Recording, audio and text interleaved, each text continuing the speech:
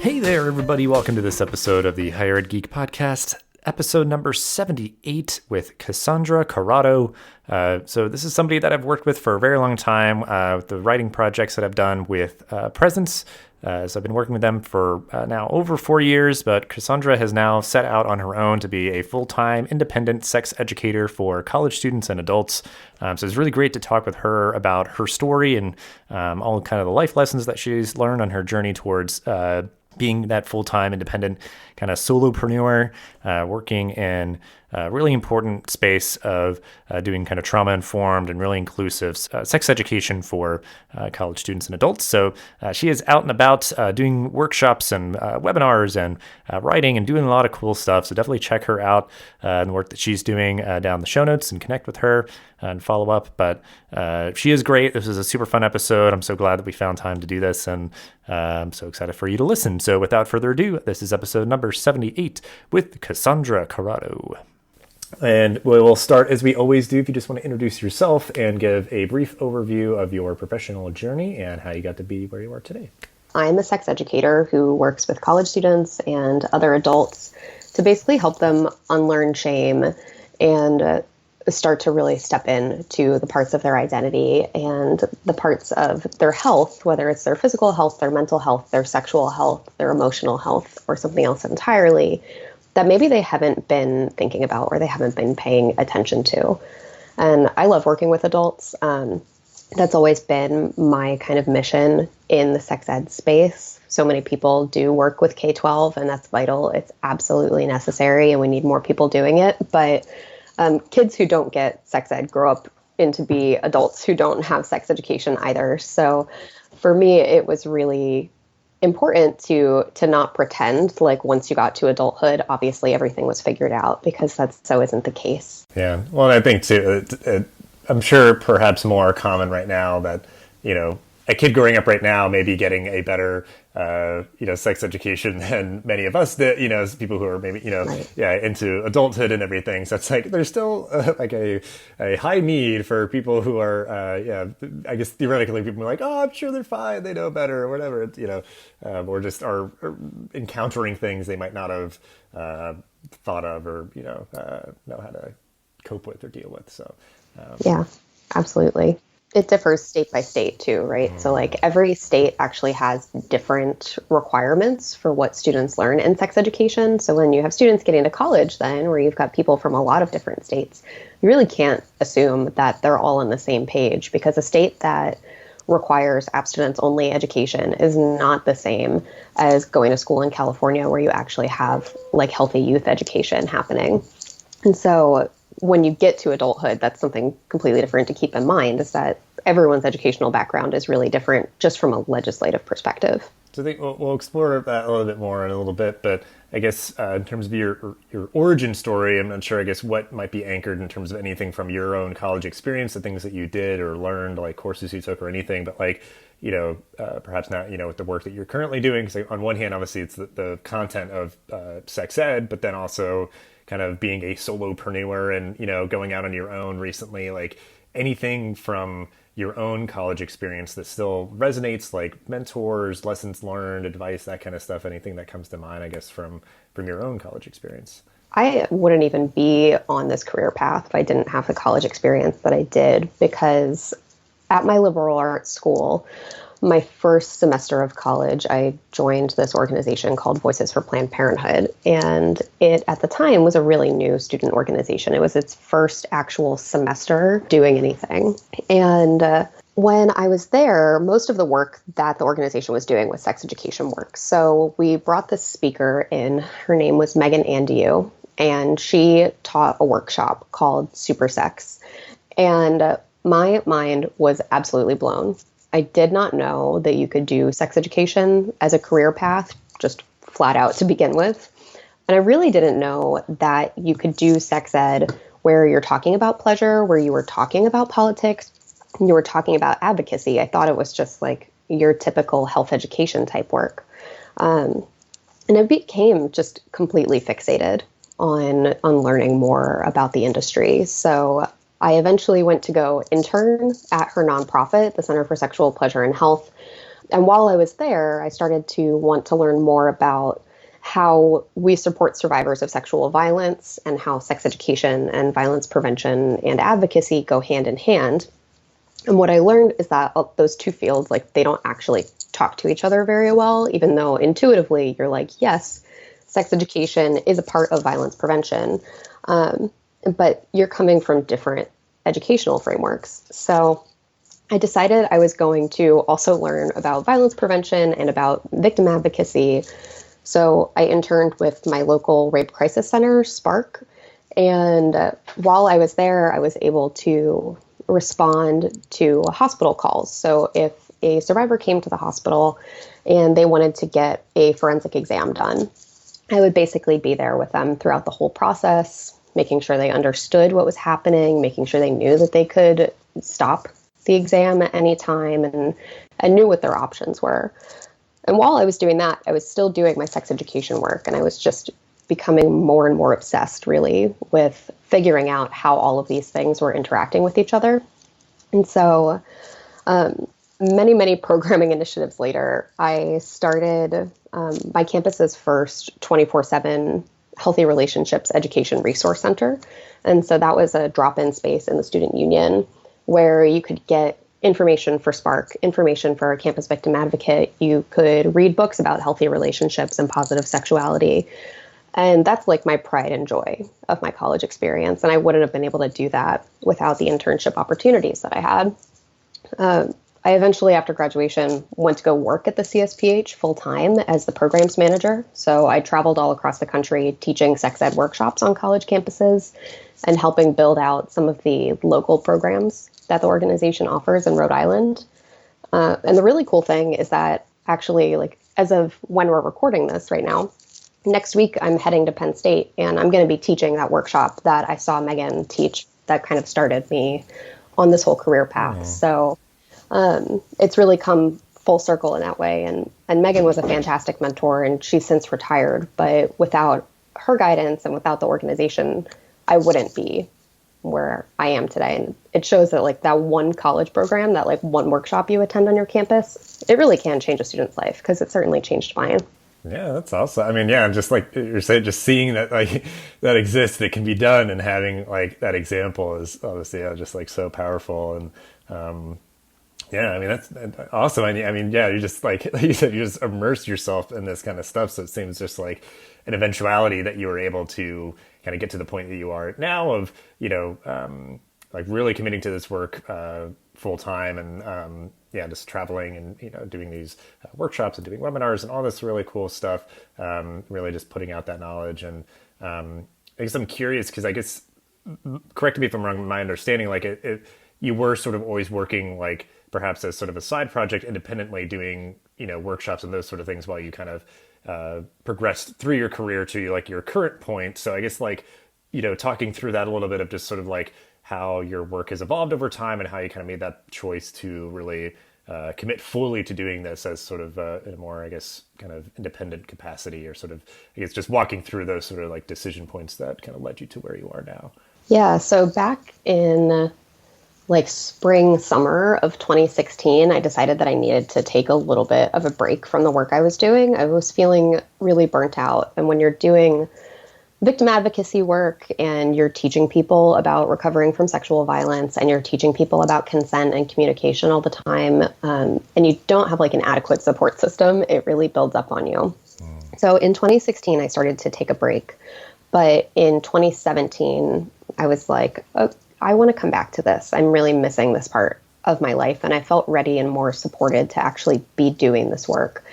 And I had students who had seen me at other workshops or who followed me on Instagram who wanted to bring me to their campus. So I actually started saying, like, you know what? Yeah, I am available for these things. And so back in 2017 is when I really started building up my independent work, but it was really light. I was teaching just a couple of workshops a semester.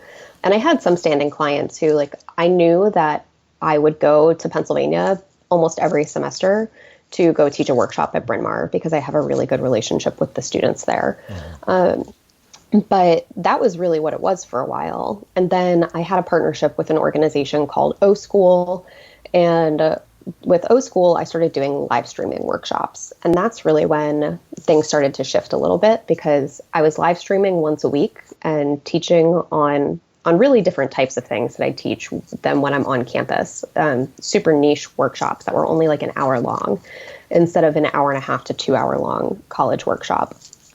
And then I needed a break from that, because live streaming every single week when you're also working full time, and when you're traveling to teach and consulting on the side, which I was also doing social media consulting for sex ed nonprofits at the time.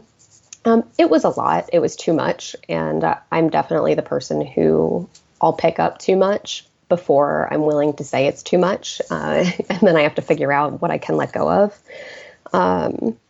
And so it was kind of a weird transitional period, which led all the way up to October of 2019, when I gave my notice at my full-time job.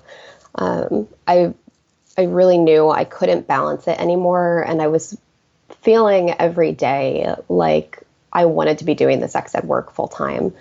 I had started to pick up writing things, and I was having to turn down opportunities because I couldn't do them if I was also working full time and still working in higher ed. I was working in the ed tech space. I was at Presence, but there's a difference between like working in the higher ed field and working in the niche part of the higher ed field that you want to be working in. And for me, I knew I wanted to continue working in higher ed, and I loved doing what I was doing, but I wanted to be doing that sex education work full time. So I, after like months really of figuring out if I could afford to do it and if I had enough money saved up, I decided that it's what I needed to do. And right after I did that, I had to get emergency surgery. I got my appendix out. Right. So like, I was so happy that I still had my health insurance from my old job, because I had a coverage gap for 2 months. And so it really just showed me like, I'm glad that I did this the way I did. I'm glad that I took the time to prepare myself for it instead of just saying, you know what, I'm going to take the leap and we'll figure it out as we go. I really intentionally planned out like when I was going to give my notice, how much money I needed to have saved up in the event of something like having to get your appendix out of nowhere. And that was my last day at Presence was October 4th, 2019. And I haven't looked back. I've been really lucky in that I have so many freelance writing things that have come my way. So I get to do sex ed through writing for these awesome publications and organizations that want to amp up their sex education work. But I've also started doing live stream workshops at least every month, if not every week, just depends on the month. And I'm still teaching on college campuses. So the work looks really different now than it did when I was trying to balance like 14 different plates. But yeah, I did make that change from doing it on the side to doing it full-time freelance, which is technically what I do now. Well, yeah, I think it is kind of recurrent to the people I know that have made a similar kind of transition. Is like you have that sort of epiphany or this kind of crossroad, like the realization of, okay, like this side project is now like, getting in the way of like full-time job or vice, like it's kind of just like there's a clashing there, there's a friction of like, my level of engagement in my job, I'm kind of like, I'm not feeling it as much anymore because I'm super excited about this side project, but I have to say no to certain things because I do still have this commitment over here. And like, so I was curious, I guess, kind of how that came about. But I think, it's just been kind of building momentum over time and just really like, it always seems like it was kind of the end game, sort of being pulled towards this work more fully. So wasn't a decision without fraught, like I went to therapy for like 4 months just to talk about this decision and like how I was going to do it and what that would look like. And because I supervised people, like that was it. It wasn't like I was just one person and the company would be replacing my work. Like I supervised this team of people who I grew myself. None of them had been at the company before I started. So I'd always been their manager. And I felt really scared about leaving them, and I felt really scared about leaving them in the middle of some pretty big projects. We had just started Will There Be Food when I made the decision to leave. Right. And so for me, it was very much of like balancing I really love and want to keep supporting my team, but I know I'm not giving them my 100%. I'm not giving them the energy that they deserve. And when I was able to make that reconciliation of like, I'm not giving them the best part of me and they deserve to have that in a supervisor, that made the decision a lot easier. Yeah. Yeah, it is interesting. I mean, I appreciate you mentioning just like therapy because just like figuring out how to sort of like talk yourself through that because I'm sure like there's a lot of different ways and just like giving that a lot of like, sort of quality time and sort of discourse in therapy is like interesting. So I could imagine, I would need something similar as well, just because like, like you're feeling like, oh, I'm like abandoning my team. I'm doing whatever. And like, because I think for me, it's sometimes like always like it's that idea of like, because a friend of mine always says it about like New York City, where there's like always somebody doing like better than you or worse than you. So it's kind of just being, just be satisfied with where you're at, like you're good or whatever. Like, and it kind of like always makes me think too of just like, you're never as like important or unimportant as you think you are, where it's just like, hey, like don't like put all this on your shoulders. Like if I leave, like the world will be over, everyone will be suffering, whatever. Right. Like, relax. You're not like that big of a deal, but also like give, credence to like what you want. Like that's also important because, sort of subconscious to that is like, like putting others' needs like so far and above your own. So it's like,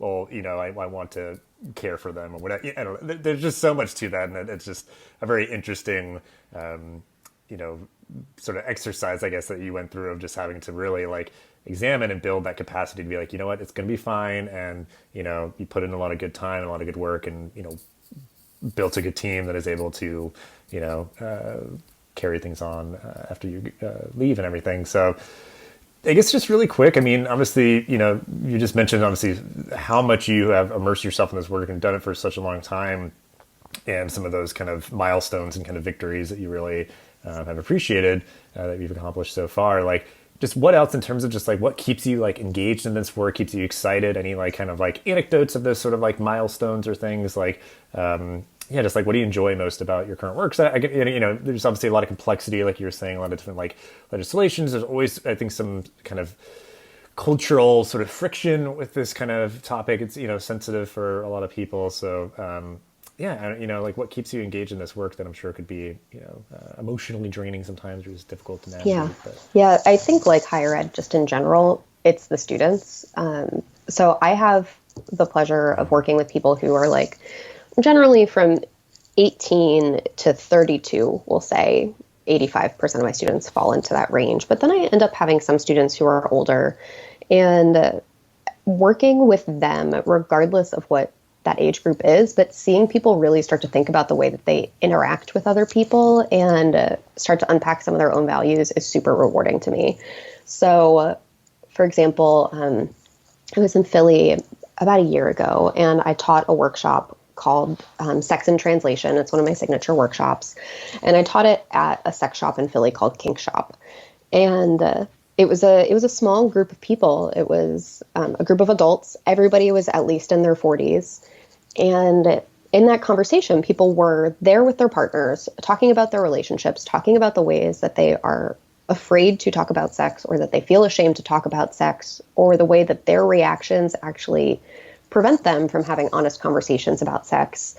And then just seeing people, like, there is this quiet moment that happens.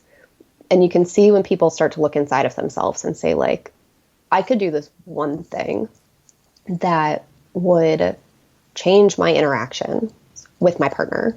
It would change how I perceive us arguing. It would change how I perceive my own fear and anxiety about talking about sex. And so when I see 40-year-olds and 50-year-olds having that moment, it is so rewarding because it's like there is never a point when it's too late to learn about sex. And then, of course, like I get to see that happen with, 18 to 32-year-olds all the time. And that's such a transformative period in people's lives. And for me, like I got this message from a student last week that somebody had already told me they had been like really excited after an online workshop that they attended. But the student themselves hadn't said anything to me for a bit, but last week messaged me and said, I really appreciate how intentional and inclusive you are in your workshops because I've never had education that didn't assume that my partner was cis and a different gender than me. And and didn't have sex education that allowed me to talk about my trauma and like bring that into the room. And so that shows me that like, yeah, it can be really draining sometimes. And like this month, so, we're talking about this in February 2020 when we're recording. And I made the brilliant decision of doing one online live streamed workshop every week for February. And that, it's a lot. And I still have a lot of writing deadlines. So like this week, I had 7 writing deadlines.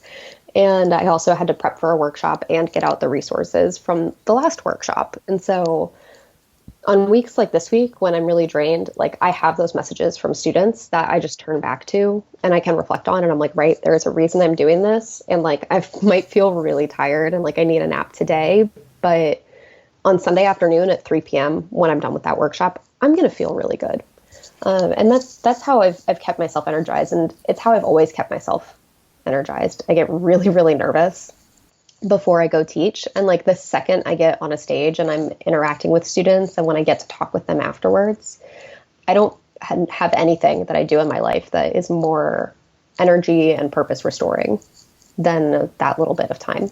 Yeah, that's awesome. And I just like to, how like, because like on one hand, or I guess it kind of just made me think about it, kind of mention it more so like, it's never too late kind of thing, but also just like, it can be powerful knowing that when you're reaching someone, when they're like 18 and maybe they're like, in their first year's relationship or about to get into one, like, it's like, great, you're going to have such a better precedent than and everybody should have that really good, like precedent and sort of knowledge and everything that you're, sort of instilling into them. And then for anybody else, yeah, like also just like, hey, it's never too late either. So like everybody, hey, like whatever you feel like you need to learn more about or kind of any topic you feel like you need to engage in, just like, really welcoming, all people and, then conveying the information like you're saying in a really inclusive way. Because I think, I'm sure some people, because it's just like, man, this is just like, something that I really want to, work on or learn more about, but then they make the effort to show up somewhere and then they've,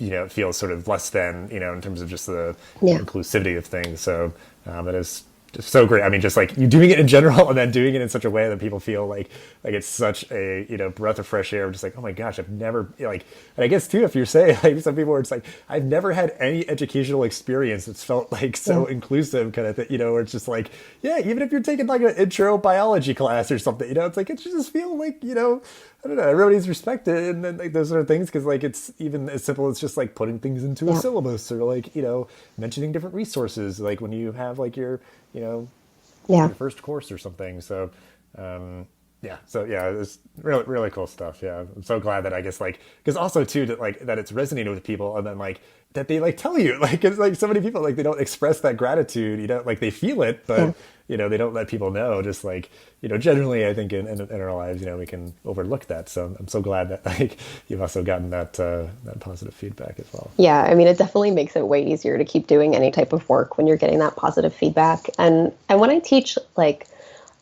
I take really seriously that, there is a time and a place for a lecture, and sex ed is never the time nor the place. And so if you're doing sex education, like you need to keep people engaged. You need to be giving them different types of media to play with and to think about and to choose to engage with or choose to not engage with.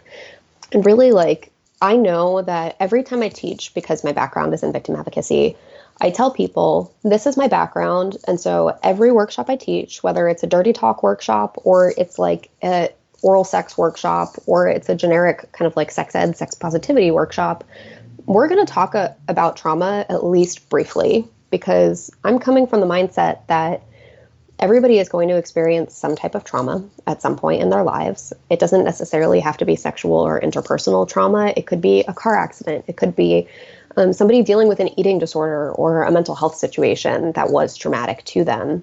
When you like open up that space to say like, this is going to be part of this conversation, you're basically just preparing people. And I do that with letting them know we're talking about trauma. I do that with how we're going to be talking about sexuality and how we're going to be talking about gender.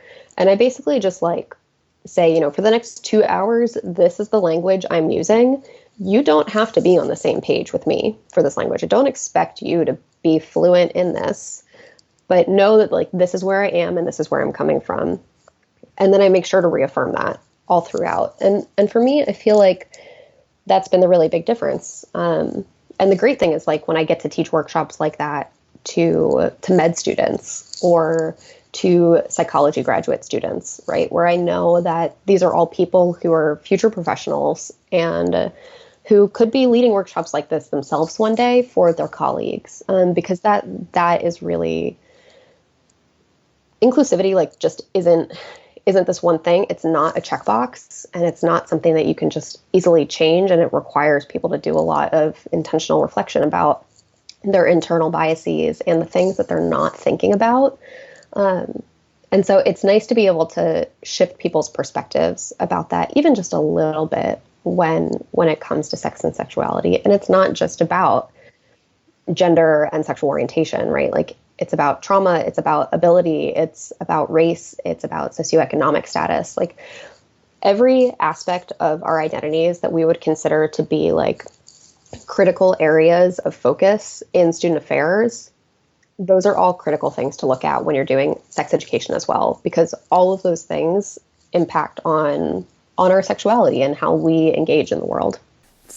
Yeah, I mean, it's yes, just to affirm all of that. Yeah, it's such good stuff, and I think hopefully broaden some people's awareness of what blind spots they might have, because it really is a value that everybody should have, and not put on just sort of like one person to be sort of the lone advocate. Because like you said, I mean, just the idea of you're obviously only one person that can only do so much, but if you're doing these things to empower other people who might be doing workshops on their own teams and everything like that, like making sure that they're seeing a good inclusive example of how they should be doing that and given just some guidance there. But well, I guess with any of this stuff, like if it's any stuff that helps kind of inform the work you do, or any sort of like tools or other maybe just like fun stuff, like what are you geeking out about that's really like keeping you inspired, or just like helping you relax or have fun, or anything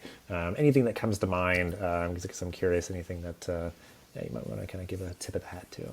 So like things that to me are just fun are things like gardening. Like anytime that I need to just kind of take a break from what I'm doing, whether it's writing or working on a lesson plan, I'll just walk outside and I'll go sit in my garden for a little bit, or I'll go trim back like the plants, and just having that mental reset for me is really helpful.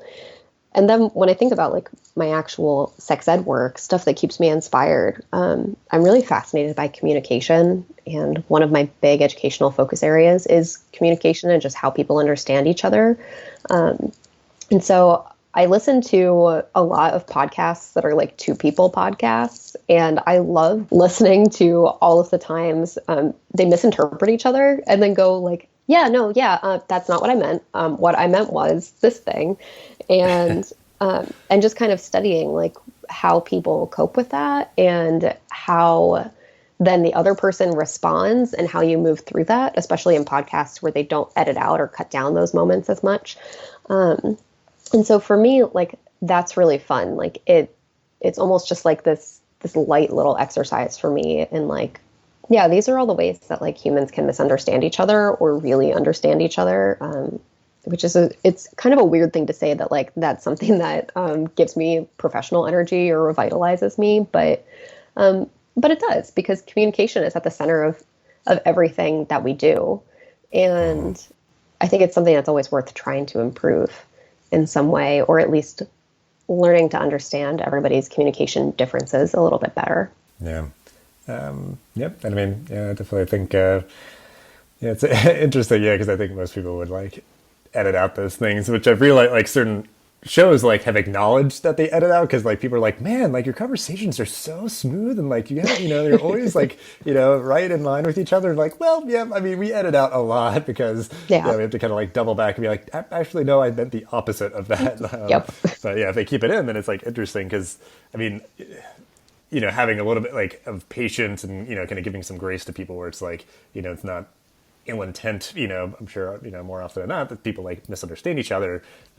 So kind of just working on making sure that there's that, mutual understanding is obviously always a good thing. Yeah.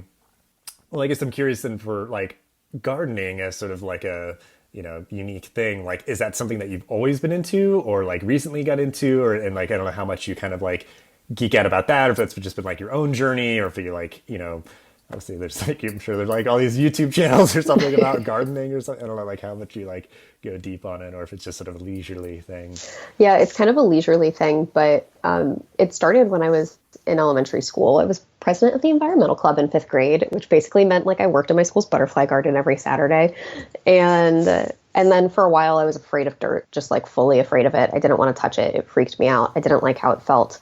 And so maybe 4 years ago, I started gardening again, and it was just this really soothing practice for me. But I think, honestly, the nerdiest part about it is that I have an Airtable, which you're familiar with from pitch meetings at Presence, but it's basically like a spreadsheet tool that you can turn into a Kanban board if you want, or a calendar. And I track all of my plants' progress in that Airtable. So like from the day that I plant their seeds to how long it's supposed to take them to actually germinate, to just how they're doing once they're fully grown, and if they were successful or not successful. I track all of them there because like, why not have data on the fact that my cucumbers all died last summer? And so I wouldn't say I'm particularly good at gardening, but because I live in South Florida, the nice thing is that it's kind of gardening season all year round. I can grow tomatoes in December because it's like 85 degrees here still.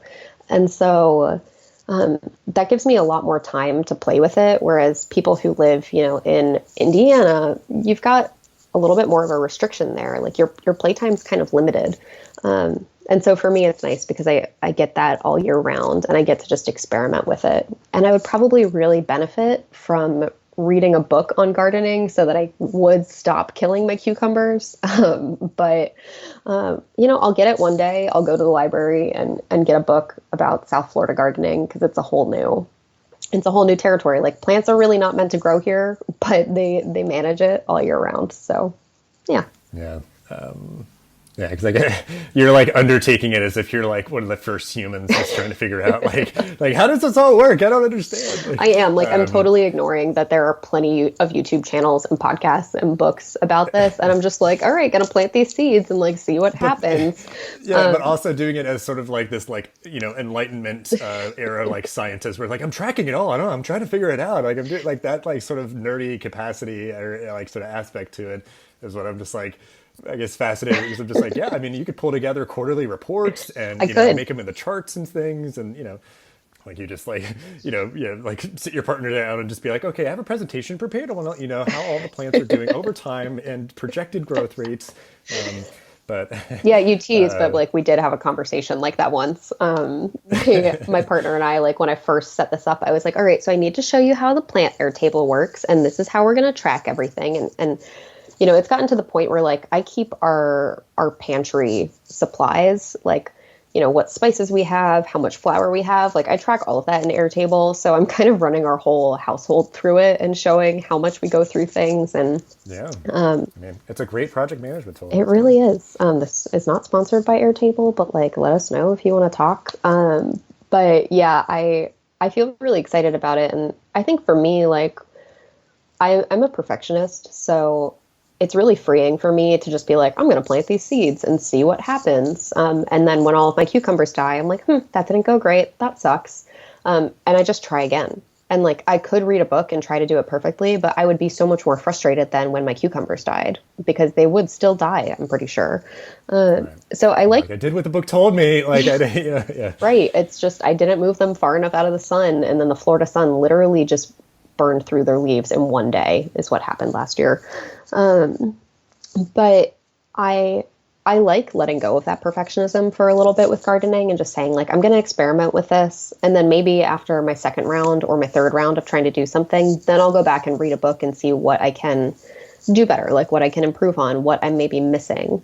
And instead of like trying to get it all perfect and have this like perfect, amazing garden right off the bat, like I'm content with the fact that my rosemary has survived 4 years, but I've gone through like 8 basil plants in the same amount of time. Well, it's an interesting way to look at it too. Yeah, like that's kind of a good exercise of sort of letting go of control and just sort of like following your intuition or instincts, or just sort of, yeah, like kind of trial and error.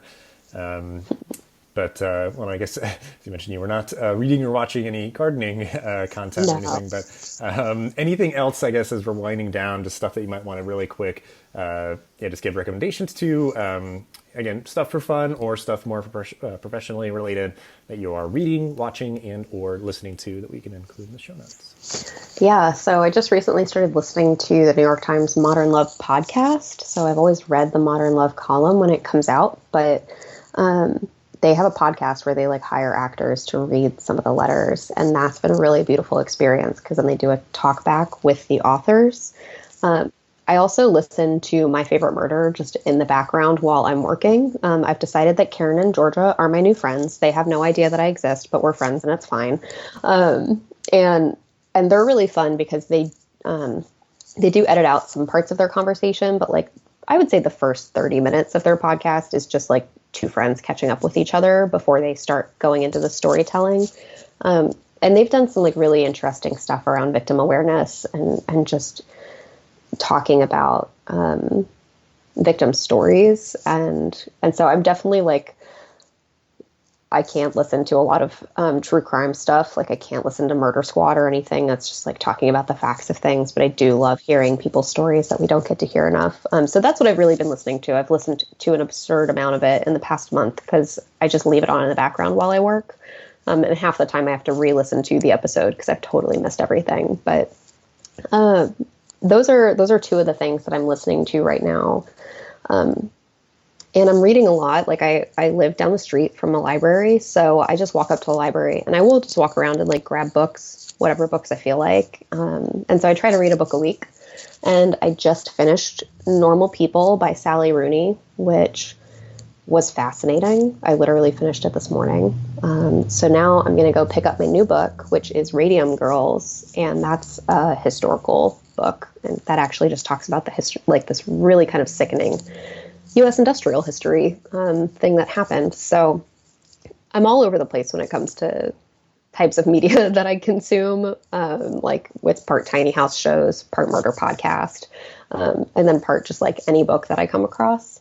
So that's what I'm doing right now, / always. Very cool. Well, then we will end the episode here.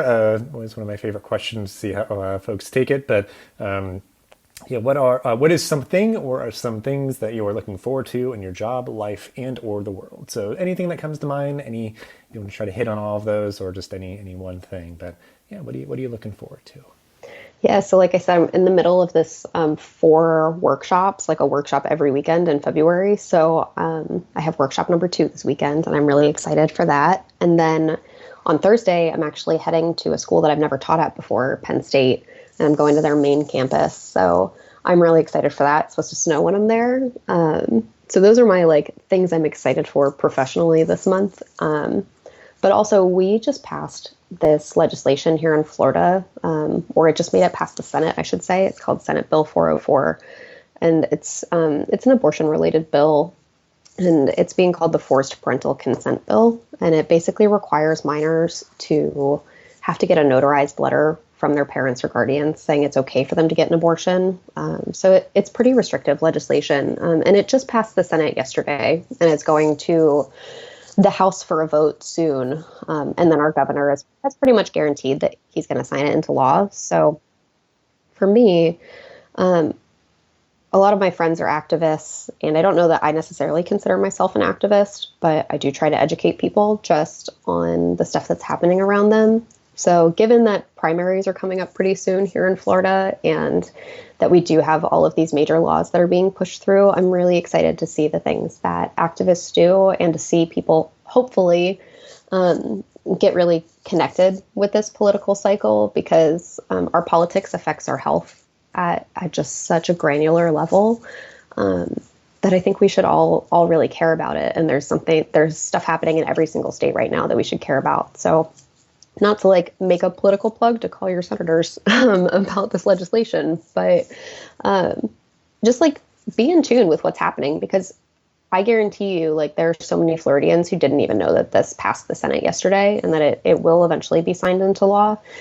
But we should all be knowing about stuff like that. And so I'm excited for people to start to get energized as the election gets closer and closer. Mm-hmm. Yeah.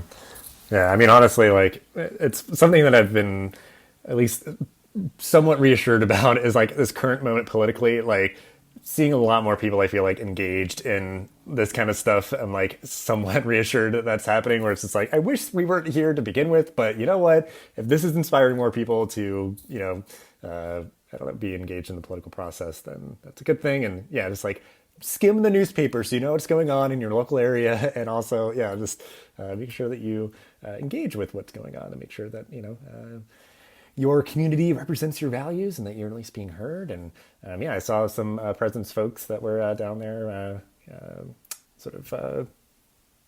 protesting really that law. And it seemed at least like it was making at least a somewhat immediate impact. But it's always good advice. Yeah, like know what's going on and call your representatives and all that good stuff when you need to let them know how you feel. Yeah. And like, I think people get overwhelmed so easily. And I tell them, like, just make a separate email address, like I make like your normal email address and then change it a little bit to be like activism in part of it.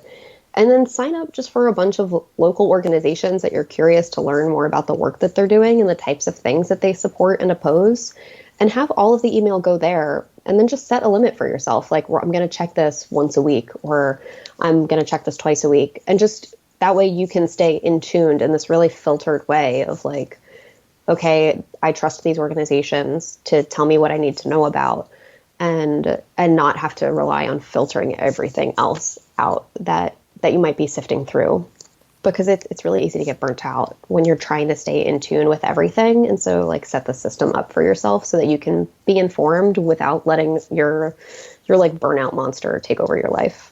Yeah. It's either like you, like kind of overwhelm yourself with like the fire hose of like things you're supposed to care about, or it like, you kind of are following things, but it's in the mix of everything else. So it kind of gets lost in the noise or, those kind of things. So it's definitely good advice. And, you can give time, you could give money, you can give just sort of like signal boosting or sort of like volunteer or something, a lot of ways to engage too. So absolutely. Definitely a very good, optimistic kind of rallying cry there for folks at the end of the episode here. But thank you so much for your time and all that you shared. And we'll have ways to have folks who are listening connect with you down in the show notes. But thank you again so much. And just have a good rest of your day. Thank you. You too. Thanks so much for having me.